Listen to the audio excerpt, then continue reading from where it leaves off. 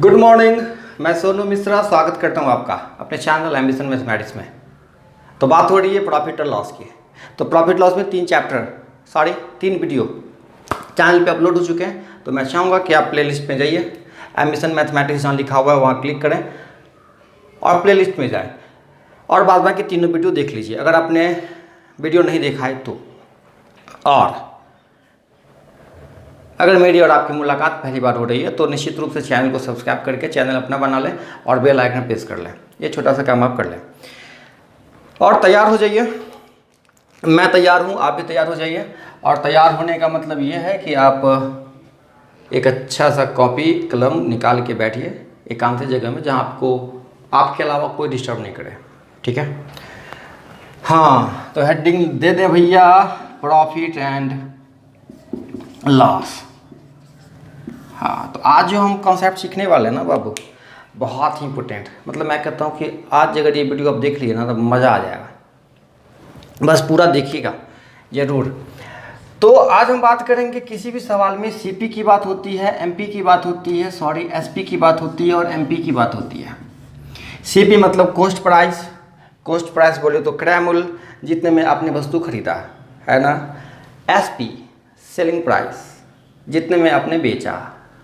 और MP market price या market price जितना वस्तु का दाम अंकित मूल्य किया हुआ है, जितना फिक्स किया हुआ है दाम, एमआरपी। जैसे मान लीजिए आपने 100 रुपये में किसी वस्तु को खरीदा, उस वस्तु का दाम चिपका दिया 150। इस वस्तु का दाम कितना चिपका दिया? 150। अब जरा सुनिए जरा ध्यान से। मान लीजिए एक रेडीमेड शॉप वाला, रेडीमेड दुकान में एक कस्टमर जाता है। जैसे मान लो मैं अपनी बात करता हूँ, मैं अपनी मैडम को लेके एक रेडीमेड शॉप में गया। अब दुकानदार देखते ही खुश, अरे सर मिश्रा जी आइए आइए आइए। अरे मैडम भी साथ आई हैं, बहुत सुंदर। अरे सर यहाँ बैठिए, आप ही का दुकान है, बैठिए बैठिए बैठिए बैठिए सर। मैडम बड़ी खुश हो रही थी, अरे वाह बड़ी इज्जत मिल रही है, रिस्पेक्ट हो रहा है हमारा। मैडम ने ऑर्डर किया, भैया मेरे लिए बहुत बढ़िया सा एक साड़ी दिखा दो। मैंने कहा साड़ी चाहिए? बोला हाँ साड़ी ही चाहिए। मैंने कहा सूट वूट ले लो कुछ। नहीं साड़ी चाहिए। दुकानदार भी खुश, मैडम को साड़ी चाहिए। मैडम को साड़ी दिखलाया 100 रुपया का। अब 100 रुपये की साड़ी, दाम चिपकाया हुआ है कितना? 150। साड़ी कितने की? 100 रुपये की। दुकानदार 100 में खरीदा, दाम चिपकाया कितना? 150।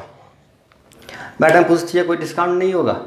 अरे मैडम क्या बात कर रही हैं, आप ही का तो दुकान है। सर साथ में क्या बात करते हैं आप, डिस्काउंट की क्या बात करती हैं? अरे मैडम को, अच्छा दूसरे कस्टमर को कितना देते हैं? 10%। अरे मैडम आपको 20% मिलेगा।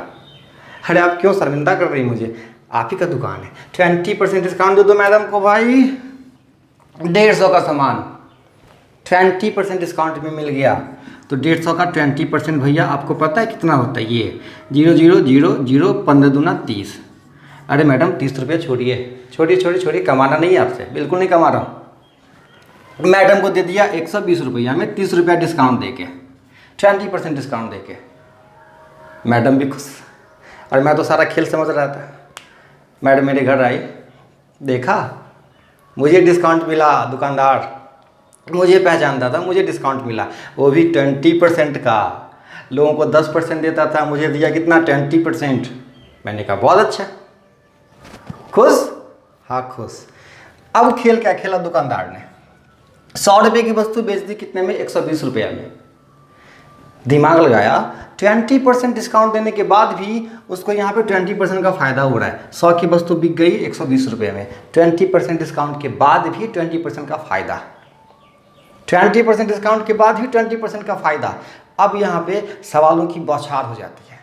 इस पैटर्न पे ढेर सारे सवाल बन जाते हैं। सबसे पहला सवाल तो ये होता है आपका। तो भैया पहला सवाल आपका ऐसा हो सकता है, क्या है सवाल? देखिए, एक दुकानदार वस्तु का अंकित मूल्य क्रय मूल्य से कितना प्रतिशत बढ़ाकर रखे ताकि अंकित मूल्य पर 20% की छूट देने के बाद भी 20% का लाभ हो। तो अभी अभी मैंने जो आपको एग्जाम्पल दिया, मैंने क्या दिया था कि अगर सीपी 100 रुपया हो और उस वस्तु का एमपी मार्केट प्राइस 150 रुपया हो, तो अगर यहाँ पे अगर 20% का डिस्काउंट दिया गया था मैडम को, याद है ना? मेरी मैडम को मिला था 20% का डिस्काउंट। तो 20% डिस्काउंट के बाद दुकानदार ने वो वस्तु 120 रुपये में बेच दिया मेरी मैडम को। तो यहाँ पे ये 20% डिस्काउंट के बाद भी 20% का उसको फ़ायदा हो गया। तो हम ये कहेंगे कि दाम 50% बढ़ा कर रखा जाना चाहिए। अगर 50% दाम बढ़ा कर रख दिया जाए तो 20% डिस्काउंट के बाद भी क्या होगा, 20% का फ़ायदा। अब यही मैंने बताया था ना, 150 का 20% होता है 30। तो अगर 30 रुपये डिस्काउंट दे दो तो 100 की वस्तु बिकेगी 120 में। तो 100 में खरीदा और 20 रुपया फ़ायदा लेके बेचा तो 20% का फ़ायदा। तो 20% डिस्काउंट के बाद भी 20% का फ़ायदा, मतलब दाम को 50% बढ़ा के रखना चाहिए। दाम को क्या करना चाहिए, 50% बढ़ा के रखना चाहिए। तो ऐसे एग्जाम्पल अगर मैंने देखा था अभी तब तो आसान हो गया समझना, लेकिन अगर एग्जाम्पल मैं नहीं जानता हूँ तो इस क्वेश्चन को सॉल्व कैसे करूँगा, सवाल एग्जाम में कैसे लगाएंगे सवाल को। तो ऐसे सवाल को दो तरीके से बनाना सिखाएंगे आपको, एक आसान और एक बहुत आसान। दोनों तरीका बस लगातार आप मेरे साथ बने रहिए और देखते रहिए जो टेक्निक हम आपको बताते थे। मिटा दूँ? ओके, बार बार मैं सारी चीज़ें आपको बता रहा हूँ, बस आप लगातार बने रहिए। और अगर मैं कहता हूँ कि ये पूरा वीडियो देखने के बाद अगर आपको ऐसे पैटर्न पे कभी भी ज़िंदगी में कभी दिक्कत हो जाए ना, तो मैं कहता हूँ फिर से दोबारा बताऊँगा, दूरी ताकत से बताऊँगा। यही कसम खा सकता हूँ ना, और क्या। आपको क्या लगा, मैं वो कसम खाऊँगा कि मैं अपनी मुझसे कटवा लूँगा? नहीं ना। हाँ, दुगुनी ताकत से पढ़ाऊँगा। अगर समझ में नहीं आएगा तो देखिए, सबसे पहले क्या करिए, आप सीपी को मान लीजिए 100 रुपया। मान लीजिए कोई दुकानदार 100 रुपये में कोई वस्तु खरीदा।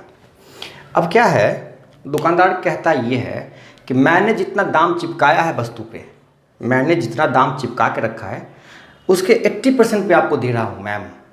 कितने में दे रहा हूँ? 80% पे।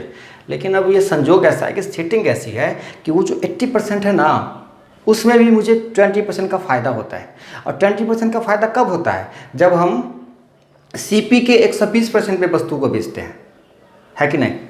दुकानदार कहता है कि मैं एमपी के 80% पे आपको देता हूँ, एमपी का 80% मैं आपको दे रहा हूँ, लेकिन वो ओरिजिनल में क्या है, सीपी के 120% के बराबर है। दुकानदार का दिया हुआ 80% वो ओरिजिनल में सीपी के 120% के बराबर होता है। तो परसेंटेज ऐसे कैंसिल हो गया। तो अब मुझे बताइए, एमपी तो पता नहीं है, एमपी गुने 80 और सीपी आपने माना है कितना, 100 गुने 120। चलिए इसको सॉल्व करते हैं। सॉल्व कर सकते हैं। 40 दूना 80, 40 तिया 120, 50 दूना 100, 50 तिया 150। तो एमपी कितना हो गया, 150।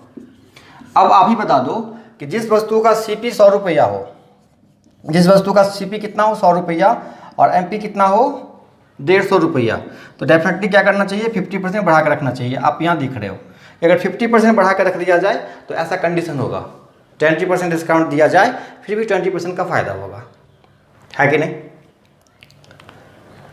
यहाँ पे इसी सवाल को दूसरे लैंग्वेज में पूछता है, आपसे ये पूछता है कि एक दुकानदार एमपी पे 20% का डिस्काउंट देता है फिर भी 20% का फ़ायदा होता है, तो अंकित मूल्य सीपी से कितना बढ़ा कर रखा गया है। तो देख लीजिए 50% बढ़ा कर रखा गया है। बतवा तो वही है ना। जैसे अब इसी सवाल को मैं दूसरा रूप दे देता हूँ, ठीक है, मिटा दूँ। अब इसी सवाल को मैंने थोड़ा सा चेंज किया है। सवाल क्या कहता है, एक दुकानदार किसी वस्तु के अंकित मूल्य पर 15% की छूट देकर भी 19% का लाभ कमाता है। अंकित मूल्य पर अंकित मूल्य क्रय मूल्य से कितना बढ़ाकर रखा गया है। तो सिंपल सी बात है ना, एमपी पे अगर डिस्काउंट देगा फिर भी उसको फ़ायदा हो रहा है, इसका मतलब है कि वो एमपी जो है वो क्रय मूल्य से ज़्यादा बढ़ा कर रखा है। तो आपको वही पता करना है कि कितना बढ़ा कर रखे, दुकानदार चला के कितना दिखाए, कितना दाम बढ़ा कर रखे कि 15% डिस्काउंट भी दे फिर भी मैडम से क्या करे, 19% का फ़ायदा ले ले, दिमाग लगा के ठंडा पानी भी करवा दे, सब करवा दे, ठीक है, फिर भी फ़ायदा कमा ले। अब सुनिए, सबसे पहले मान लेंगे एमपी कितना, 100। दुकानदार क्या कहता है कि मैं अपने लिखे दाम पे 15% डिस्काउंट देता हूँ, मतलब अपने लिखे दाम के 85% पे दे रहा हूँ। लेकिन चालाकी क्या है, मेरा जो 85% है वो ओरिजिनल में मेरे सीपी के 119% के बराबर है। यह है राज की बात। अब सुनिए, 17 25 85, 17 7 119, 20 25 100, एमपी क्या हो गया भैया, 140। मतलब यहाँ क्लियर है कि अगर 100 में ये सीपी की बात होगी ना भैया, हाँ। सीपी मैंने कितना माना, 100 रुपया। तो 100 रुपया की वस्तु कितने में चिपका दो, 140 रुपया चिपका दो और बेच दो 15% डिस्काउंट पे, फिर भी क्या होगा आपको, 19% का फ़ायदा होगा। सीपी अगर 100 रुपया हो और एमपी क्या हो 140, कितना परसेंट दाम बढ़ा दो, 40% दाम बढ़ा दो, तब जाके आप 15% डिस्काउंट भी दोगे ना, फिर भी आपको क्या होगा, 19% का फ़ायदा होगा। अब आपके दिमाग में आता होगा कि सर आपने 2 तरीका बताया, एक आसान और एक सबसे आसान। बहुत आसान, तो दूसरा तरीका जल्दी बता दीजिए, पैसेंस नहीं रह रहा है आप पे। तो चलिए पैसेंस बनाए रखिए, हम आपको बताते हैं। थोड़ा सा ध्यान रखिए, इससे पहले मैंने क्या बताया था, 20% डिस्काउंट के बाद भी 20% का फ़ायदा बताया था ना। 20% डिस्काउंट के बाद भी 20% का फ़ायदा हो तो कितना बढ़ा के रखें, बहुत आसान है। देखिए 20% डिस्काउंट दिया फिर भी 20% फ़ायदा हुआ, तो कितना दाम बढ़ा के रखा जाए, यही सवाल था ना। आप क्या करिए, इस दोनों को जोड़ दीजिए, 20 20 40, बस जो कहता हूँ बस वो आप करिए। दुनिया की कोई भी ताकत आपको सही आंसर तक पहुँचने से रोक नहीं सकती है। 20 20 जोड़ दीजिए, बट्टे में क्या करिए, इस 20 को 100 में से घटा दीजिए। 100 - 20 कितना होता है, 80, और गुने 100 कर दीजिए। 40 दूना 80, ये हो गया 40, 50 दूना 100, 50% बढ़ा के रखिए। यही आंसर था कि नहीं था, था। अगर आप और आसान करना चाहते हैं तो ये गुने 100 करने की ज़रूरत नहीं है। 20 20 40, इस 100 में से 20 घटाइए, 80, 40 दूना 80, 1/2, और आपको परसेंटेज याद है तो आपको याद होना चाहिए 1/2 क्या होता है, 50%। 1/2 क्या होता है, 50%। आधा बढ़ा दिया जाए, क्या किया जाए, आधा बढ़ा दिया जाए, 1/2 बढ़ा दिया जाए। ये हरकत हम यहाँ कर सकते हैं। चलिए अगर हम इस सवाल की बात करते हैं, मिटा दूँ, हाँ नोट करते रहिए, बहुत अच्छी चीज़ें मैं आपको बता रहा हूँ। अब यहाँ देखिए 15% डिस्काउंट के बाद भी 19% का फ़ायदा, 15% डिस्काउंट के बाद भी 19% का फ़ायदा, तो -15 से +19, -15% मतलब 15% डिस्काउंट के बाद भी 19% का फ़ायदा हो रहा है ना बच्चा। तो करना क्या, दोनों को जोड़ दीजिए, 15 19 34 बट्टा 100 में से 15 घटाइए 85। डायरेक्ट परसेंटेज में पहुंचना है तो गुना कर दीजिए 100 से, 17 दूना 34, 17 25 85, 20 पंचे 100, 20 दूना 40%। अभी आंसर निकला था कि नहीं निकला था, 40% क्या किया जाए, बढ़ा के रख दिया जाए। क्लियर है, ये कॉन्सेप्ट समझ में आ गया। अब इतना कॉन्सेप्ट सीखने के बाद और सवाल में गोता लगाते हैं, बहुत ही बेहतरीन सवाल, बस आप देखते रहिए सवाल। अब एक और सवाल की अगर हम बात करें तो सवाल क्या कहता है, देखिए एक दुकानदार 600 रुपया में कोई वस्तु खरीदता है तो उस वस्तु का अंकित मूल्य कितना रखे ताकि 10% का डिस्काउंट देने के बाद भी उसे 20% का लाभ हो। बहुत सिंपल सी बात है, हम ले गए अपनी मैडम को दुकान में, इस बार ले गए टेलीविज़न खरीदवाने, ठीक है, गोली मारो मोबाइल खरीदवाने ले गए। मोबाइल दुकानदार ने मोबाइल खरीदा था 600 रुपया में। अब ये सोच रहा है कि इस मोबाइल का दाम कितना चिपका दें, इस मोबाइल का दाम कितना चिपका दें कि सर की मैडम को ना 10% डिस्काउंट तो दे दें, आप 20% का फायदा कमा लें। इस सोच में है बेचारा, तो हम उसकी थोड़ी मदद कर देते हैं। वो क्या करे, कितना दाम चिपका दे कि मैडम भी खुश और दुकानदारों खुश। उसे करना क्या पड़ेगा, देखिए यहाँ पे दुकानदार कितने में खरीदा, 600 रुपया में सीपी दे रखा है और उसको एमपी का आइडिया नहीं आ रहा है कि वो क्या करे। एमपी पूछ रहा है कि कितना चिपका दे, और शर्त क्या रखता है कि 10% डिस्काउंट तो दे दे, अब 20% का क्या हो जाए, हमको फ़ायदा भी हो जाए। तो दुकानदार क्या चाहता है कि मेरा जो एमपी होगा ना, हम उसके 10% डिस्काउंट पे देंगे मैडम को। 10% डिस्काउंट मतलब क्या, 90% पे देंगे। कितना में देंगे, 90% पे।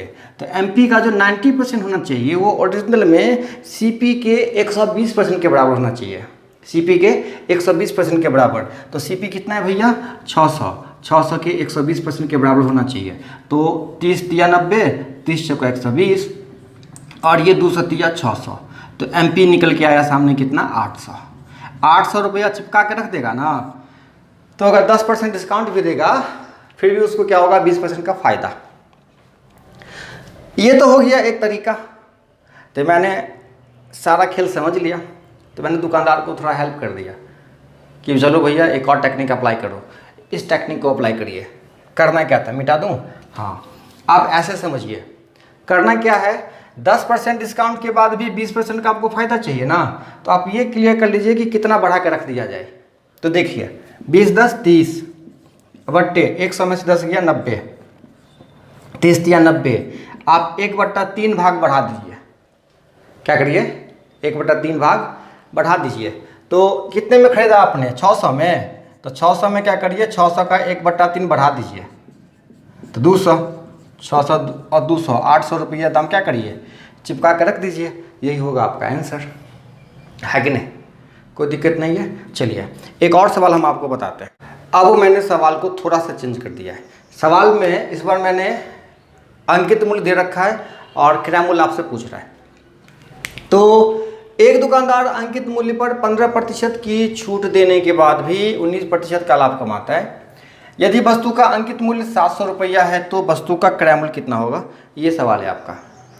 यहाँ पे सवाल में अंकित मूल्य मार्केट प्राइस दे रखा है कितना, 700 रुपया, और ये इस कंडीशन पे है कि अगर हम इस पे 15% डिस्काउंट भी देते हैं ना, फिर भी हमको 19% का फ़ायदा होता है। तो वस्तु मैंने खरीदा कितना में, बहुत आसान है। दुकानदार क्या कहता है कि मैंने एमपी के 15% डिस्काउंट पे आपको दिया, मतलब 85% पे दिया।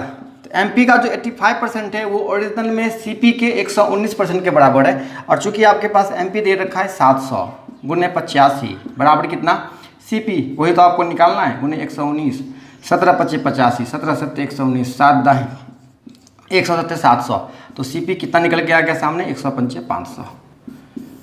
इस तरीके से आप क्या कर सकते हैं, आंसर निकाल सकते हैं, कोई दिक्कत नहीं है। चलिए एक और तरीका मैं आपको इस सवाल को सॉल्व करने का बता देता हूँ, मिटा दूँ? ओके, 15% डिस्काउंट के बाद भी 19% का फ़ायदा, तो ये क्लियर कर लेते हैं ना, कितना दाम बढ़ा कर रखा गया है। देखिए ना, 15% डिस्काउंट के बाद भी 19% का फ़ायदा था, 15 19 34 बट्टे 100 माइनस 15 85। अब यही मैंने बताया ना, या नहीं बताया? बताया। तो 17 दूना 34, 17 25 85। तो यहाँ आपने देखा 2/5 बढ़ा के रखा गया है।